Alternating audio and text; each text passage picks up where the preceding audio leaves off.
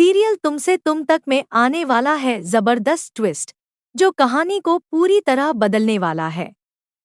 इस बार सारा खेल खेला है झंडे और सिमरन ने। दोनों मिलकर अनु को वहां से भगा देते हैं और सीधे आर्य के सामने ले आते हैं। हैरानी की बात यह है कि आर्य को इस साजिश की जरा भी भनक नहीं होती।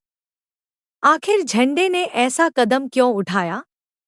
इसके पीछे क्या मकसद है? आइए जानते हैं। पूजा के दौरान एक अजीब घटना होती है। आर्य का दिया बुझ जाता है, लेकिन अनु के दिए से वही दीपक फिर से जल उठता है।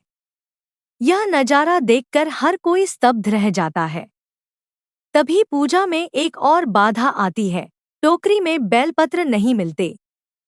पंडित जी साफ कहते हैं कि बेलपत्र के बिना पूजा अधूरी है।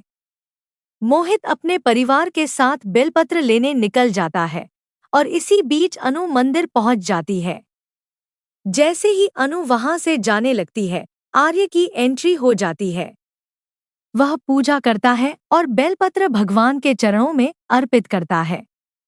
उसी क्षण अनजाने में अनु का स्पर्श भी उस अर्पण का हिस्सा बन जाता है। पंडित जी कह देते हैं, जो जिसके भाग्य में लिखा है वही उसे मिलेगा। यह सुनकर पुष्पा बेचैन हो उठती है, लेकिन सिद्धि माता उसे रोक देती है।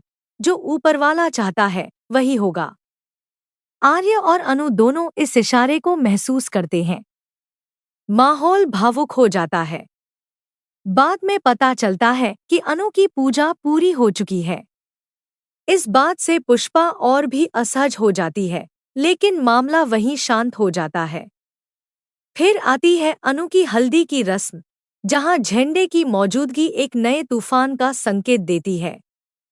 शादी वाले दिन सिमरन अनु को भगवान का आशीर्वाद दिलाने के बहाने बाहर ले जाती है। दूसरी ओर झंडे आर्य को भी वहीं ले आता है। किस्मत दोनों को आमने सामने खड़ा कर देती है।